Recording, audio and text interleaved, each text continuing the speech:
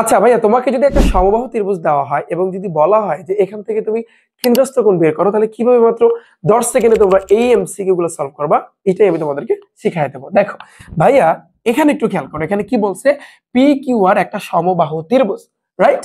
এখন এই সমবাহু ত্রিভুজটা নিয়ে একটু আমাদের কাজ করতে হবে ভাইয়া, একটু তোমরা খেয়াল করো।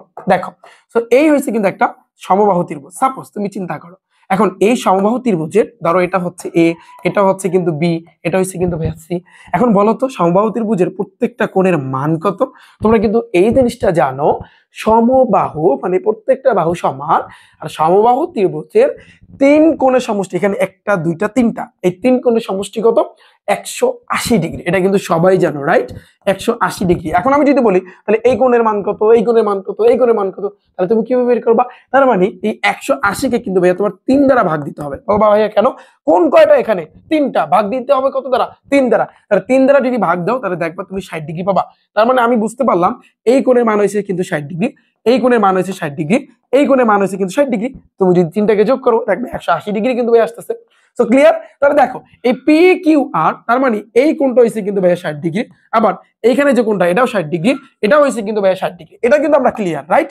আচ্ছা, এটা যদি আমরা ক্লিয়ার হয়ে থাকি, পরে আসি। দেখো পরবর্তীতে এই জায়গাতে একটু খেয়াল করো, বলছে কি পরিকেন্দ্র সি, এই যে হচ্ছে কিন্তু ভাইয়া পরিকেন্দ্র। এখন বলছে কোন কিউ সি আর কত?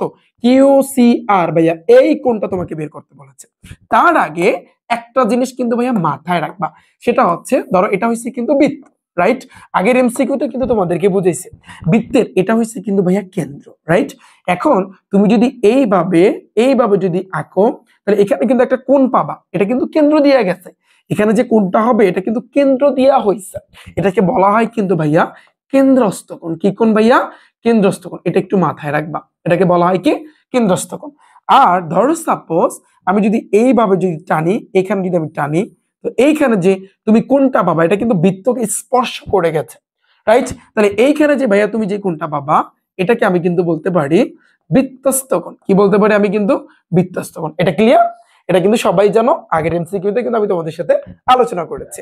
এখন এই জায়গাতে একটু খেয়াল করো, এখন একটা জিনিস মাথায় রাখবা যে বৃত্তের কেন্দ্রস্থ কোণ, কেন্দ্রস্থ যে কোণটা, এটা হচ্ছে কিন্তু বৃত্তস্থ কোণের দ্বিগুণ, বৃত্তস্থ কোণের দ্বিগুণ। এই জিনিসটা কিন্তু একটু ভাইয়া মাথায় রাখবা যে বৃত্তের কেন্দ্রস্থ কোণ বৃত্তস্থ কোণের দ্বিগুণ। বিষয়টা আপনি একটু তোমাদেরকে বোঝায়।